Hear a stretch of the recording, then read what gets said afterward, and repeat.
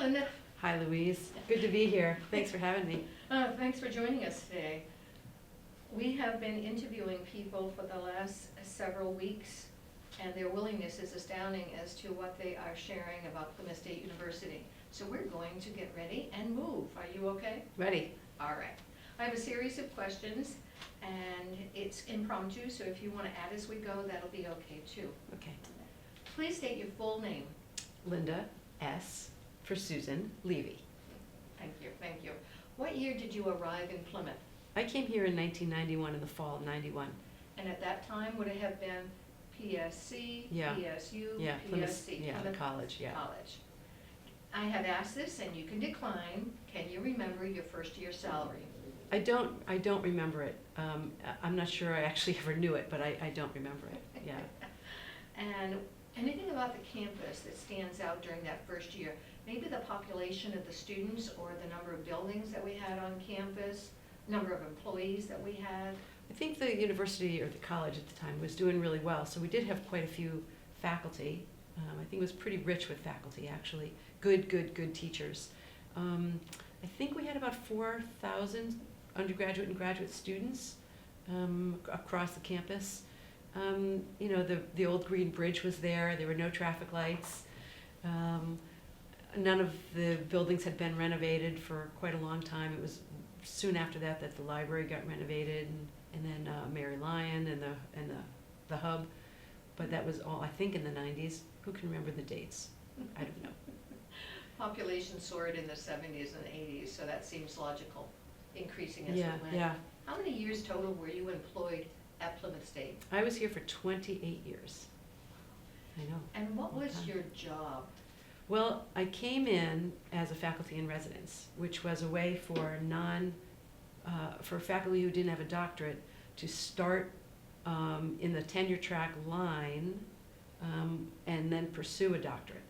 So my first year I taught health education, athletic training, and I was a clinical athletic trainer, and I was taking, getting ready to take a class at UNH to start my doctorate.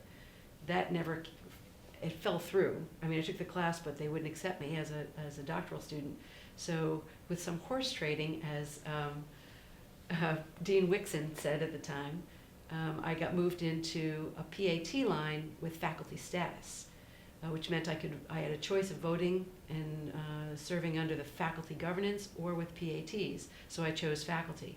And then soon after that, some years after that, I actually got into a faculty line because I did pursue my doctorate. I'd gotten my CAGs, and it was like done deal. That's when Ginny Barry was the provost. You were doing double duty.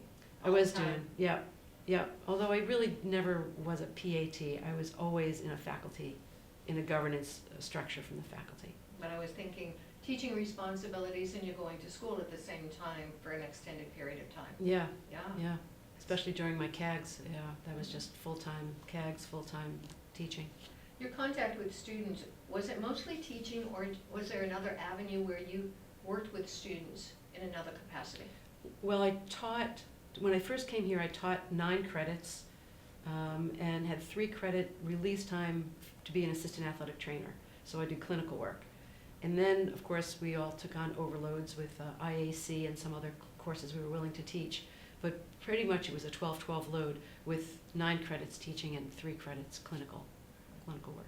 So teaching occurs during the day, and then in the afternoon, pretty much, you're busy as well. Afternoon and evenings, yeah. So, you know, I didn't shy away from having early morning classes because parking was a little rare. So we would get here early so we could park. So I might as well teach and then have some afternoon, sometimes during the day free, and then by about 3 in the afternoon, and sometimes till 7, sometimes till 10 at night, I was doing clinical work, depending on the season. A busy day. Yeah, it was a busy day. Yeah. So what were the first few years like for you at Plymouth? Well, like I said, it was mostly teaching a 12-12 load with 3 credit release time for athletic training. But there was lots of administrative work to do because we were in the process of trying to get the athletic training option, which had been housed either under physical education or health education, into its own major. So I was working with Julie Bernier, who was the program director, you know, not an official title at the time, to work toward a degree program in athletic training. So I did some of that, and I served on many committees, lots of committees here and there. I hear that a lot, lots of committees people did over the years. It's pretty interesting. You have a full-time position and yet more and more, which allowed you to get to know the faculty on campus. Well, that was exactly it. You know, Dot Deal was our chair, and we were way down in the PE center, and one of the things she said was, when you join committees or when you go to faculty meetings, you get to meet the rest of the faculty, which really brought our reputation of all of the degree programs that we housed in the PE center into a more academic space. So that was a really good idea for Dot to encourage us to be, I'll say, more collegial on campus-wide committees. I remember us having a discussion one year whether or not we should stay on this side of the campus or the other side of the campus. What were the pros and cons for us? Well, I was among the first 2 faculty to be willing to teach in D&M as it was being renovated. I was, part of the health education faculty, and we had health classes, some health classes, up in D&M. And I can remember, as Don Morton was president, giving us the spiel that if we moved up on campus, we'd have a better reputation. Well, I'm not sure it made that much of a difference, except I guess it did, because we eventually did move into D&M, and we were more accepted, I guess, as an academic department. People knew what we did. They knew where we lived. They might not have visited the building, but we lived in a building with the art majors. So it was much more, I'll say, extracurricular kind of curriculum, but it was still academic. When Plymouth invited you to come, why did you say yes? The job that was open was the job I had always wanted. It was, we didn't have a major in athletic training, but it was teaching athletic training to students who wanted to pursue athletic training as a career, and still clinical work. And the side was, yeah, okay, I'll teach health. I didn't have much of a health background, but like anyone else who teaches, if you can teach and you understand content, you can teach that content. And I quickly grew to enjoy teaching health. So yeah, it was a nice match for me. Can you talk about the first few days? Where are you from, Linda? Originally from Albany, New York. There we go. So when you first came to Plymouth, what were your thoughts? If you're driving around the area, if you crossed the Green Bridge? I'm a country girl at heart. I had gone to Keene State. I transferred there for my last 2 years and then stayed and got a master's degree. So I was really there for 5 years, and I felt so at home in that environment. It was small then. You could walk around town. There's lots of woods, and I just felt at home. And when the Plymouth State job opened, I had actually moved to Dorchester. That's a whole different story, Dorchester, New Hampshire. And we were surrounded by woods, and it's like, oh yes, I'm home. So I just waited for the Plymouth State job to open, and I saw it in the paper and quickly applied, and I was so thrilled to just get an interview and then get the job. Can I ask, do you remember who interviewed you? Oh yeah. Yeah, the chair of the committee was Julie Bernier, and as I walked into her office, she said, we have mutual friends, and she named some people that I had gone to Keene with, that she had gone to Keene with, even though we were many years apart, we had mutual friends. And then she introduced me to the committee, which included Dot, Marty Burkess-Miller, I'm not sure who else, but there was a couple other people in the room. And then I remember Dot got in her car, and she drove me around campus so I could see the campus. And that's when you could drive down, in front of the hub and all the way over to the library and all the way around the student apartments and stuff. So it's like, oh, there's more to this campus than I knew. So that was really helpful. It really helped me want to take the job, even though I wanted the job the minute I saw it in the paper. You played coy. I was, yeah, well, you have to do what you have to do. People at Plymouth State, can we talk about some of the folks that you worked with during your first few years here? Could be in the department, but also on campus as well. They had an influence on you somehow. I think the 2 major people that had an influence on me were Julie Bernier and Dot Deal. Julie, because when you can't come to a campus like this, you have senior faculty and junior faculty, and I was labeled as a junior faculty, but Julie never made me feel that way. We were equal partners in the things that we did in the athletic training discipline. We decided who was going to teach which classes. We decided how we were going to be supervising the students, who was going to make the schedule. And Dennis McManus was part of that too, but we kind of shared with Dennis what our vision was, and he was, sure, that's fine. And then with Dot was really influential in getting me more involved in what was going on the rest of the campus. She encouraged me right away to join a committee, and I was on this old committee that was called Faculty Loan and Grant Committee, which was part of the dean, which became the provost after many years. And it happened to be a committee where faculty who needed travel monies to go to conferences, or if they were taking a course somewhere and needed monies, they would apply to this committee, and we would sit, I think it was twice a year, and decide whether it was worthwhile giving them the money. And very rarely did we not give them the money. And that, of course, evolved into just a paper trail of supplying information to the provost, who could either give us some of the money, all the money, or none of the money. Interesting. During your time at Plymouth, all of these years, what major changes have you observed, seen? Well, certainly in town, changes over to the bridge and renovating to the buildings and all of that. To our degree, we became a major. We actually started 2 graduate programs.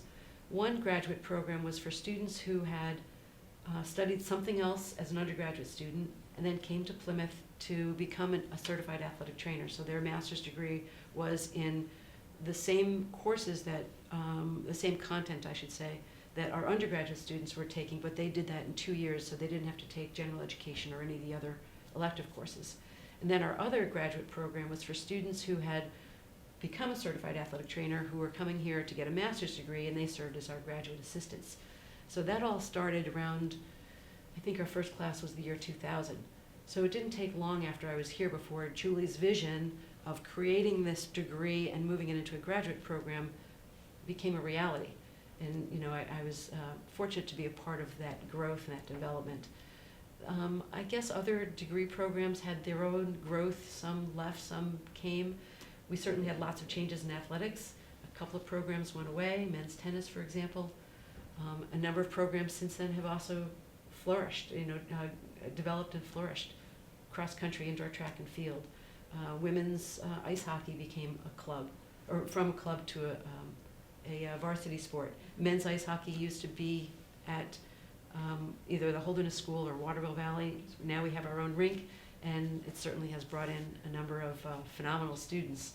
All of these programs in athletics, by the way, have increased the number of students that have come to Plymouth, because there's no question that students come to work and they come to play. They come to study and they come for extracurricular stuff.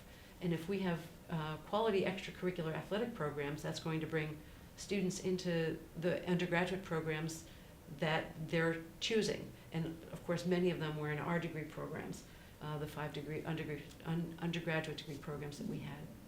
So our numbers have always been high. Our numbers have always been high. Very fortunate. Yeah, there's rarely did we have a group, a major that was under-enrolled. And when that happened, we were pretty smart about incorporating some new courses to change the degree just a little bit, to be a little bit more in line with what was going out in the real world, so our students could leave here ready for their careers. Thinking back, please don't be humble. What do you think some of your major contributions have been to the department, to our campus? I feel pretty good about my teaching in both the undergraduate and graduate programs where students were becoming certified athletic trainers. I always got really good course evaluations. I had students that would come into my office just to chat, say hi. And of course, there were some that had problems that were willing to share with me. I also, in a number of my courses, required students to meet with me once a week because of whatever projects they were doing. So that gave me the opportunity to get to know them on a little different level, because they would come in and we would chat for just a minute, and then we'd get down to the academic work at hand. And each meeting was maybe 20 minutes long, so it didn't really interrupt the student's day or anything like that. On campus, whenever I chose to go to be elected to a committee, I chose committees that had something to do with students or student success. I wanted to know more about what was going on in the student's mind, even from a faculty point of view, from different parts of the campus. I was on the Interdisciplinary Studies Council for a long time, and while we didn't have students come in to explain their degree, we had all their paperwork that explained why they were choosing interdisciplinary studies. I was on academic affairs, so I got to learn more about all the various pieces of things that allowed students to either succeed or have difficulty succeeding, and then to make change or to be part of discussion that could make change in even just one student's life. So I feel pretty good about those kinds of programs that I was part of. Switching gears a little bit, thinking about the town itself, how has that changed from your perception? I don't know a lot about that. I only lived within the town of Plymouth for just a few years. I mostly lived on the outskirts, and now I live about 4 miles away. So I can see the physical changes. We have certainly more shops. There's many more restaurants in town, although we all miss the bakery from so many years ago. Dot had a great bakery down there, Anderson's Bakery. So there's been lots of physical changes. There's perhaps a better medical core of people here. I feel pretty fortunate to have needed and then been given some really good care, medical care in the community. I can't compare it to any place else because I don't want to go anywhere else to find out. So I think that's pretty good. And of course, we're not very far from Concord or Laconia, and those areas have expanded quite a bit and offer more diverse things that Plymouth hasn't been able to offer. Although we do have, a Greek restaurant and a Thai food and a very good Mexican restaurant in Ashland. So there's some good diverse things happening here, just not as much as in the cities. I think for the size of the town, many other people would agree with you. Mm-hmm. Yeah. What changes have you learned over time? Or let's say I brought in a group of people and they were considering Plymouth State for a future position. What, if you were asked to chat with them a little bit, what might you say or share with them?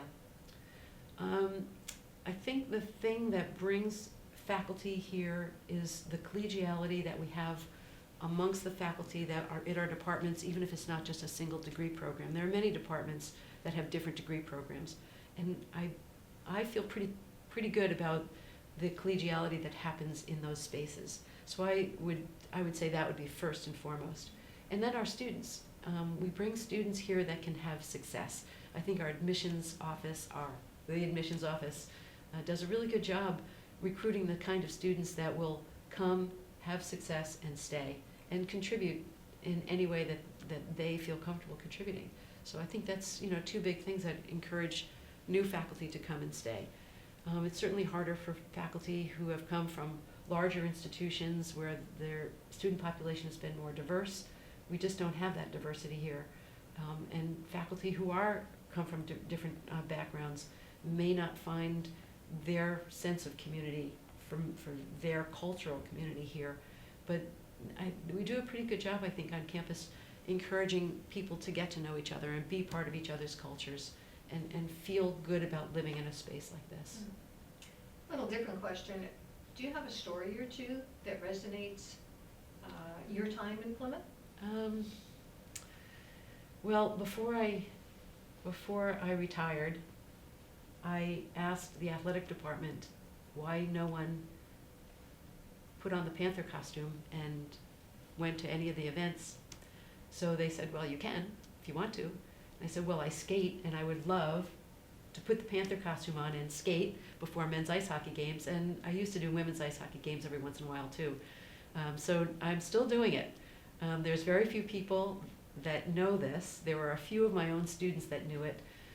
One of the first things that I do is I go over to the athletic training room in the ice arena and say hi to those folks. I still am full costume, so the athletic training students don't know me, but they know that there's a former athletic trainer inside that costume, and I wave and enjoy their space for a minute. And then I go out on the ice, and I just very slowly skate around the rink, pounding on the glass to get whatever students and community folks have come in to start to get them excited for the game. And then I start to dance. I love to dance. So I go out to the center ice, and hopefully the DJs put on some good music, and I dance to it. And every once in a while, I can get the students involved in that, and the community folks. And then when the coaches come out, I skate past the visiting team bench, but I go over to our bench and I shake hands with our coaches. And then as the players come out, I'm over by the bench, and I'm not doing a whole lot then, because everybody else is cheering them on. But then I stay out for the Star Spangled Banner, and then I kind of scoot off on the bench and go behind the scenes and take my costume off and stay and watch the game. So it's kind of a fun thing for me. I have like 6 or 7, maybe 8 minutes of fame for the home hockey games I can actually get to. So I just have a ball doing it. And you're still doing it? I'm still doing it. Yeah, I love it. I love to ice skate, so this gives me an out to come to the arena every once in a while and put my skates on and skate around, and then with the costume on before the men's games. And now we know who the Panther is. Well, people who watch this will, and that's okay. It's okay. I actually have a couple of kid fans. One of the athletic trainers, Eric Gibbs, his 2 kids come in, and I think they know who I am, but they certainly know that it's someone friendly in the Panther costume. So I actually have some pictures with them. We call them the Giblets. It's very fun to see them come in. They're very excited to see me. Is there anything else you'd like to share with the audience? I guess I would just say that my time at Plymouth has been really, really rewarding. I got to be department chair. I got to be the program director for both the undergraduate and the graduate programs. I taught in both of those programs. I supervised students in the master's program where they already had their certification. They were the GAs. I really miss the faculty and miss my students, but I love retirement. You're making me laugh. Yeah, smile. Yeah. Absolutely. Yeah. Retirement is good, but Retirement you is are right. good. So many people say we miss teaching, we miss the interaction that we have with our students. Yeah. So I want to thank you, Linda, for your willingness to share with us your time at Plymouth, some stories of Plymouth. People are going to smile when they listen to what you have to say. I hope And they're so. probably going to say she was a very, very busy person throughout her decades at Plymouth, but rewarding. Yeah, it very much was. Thank you, Louise. Thanks a lot.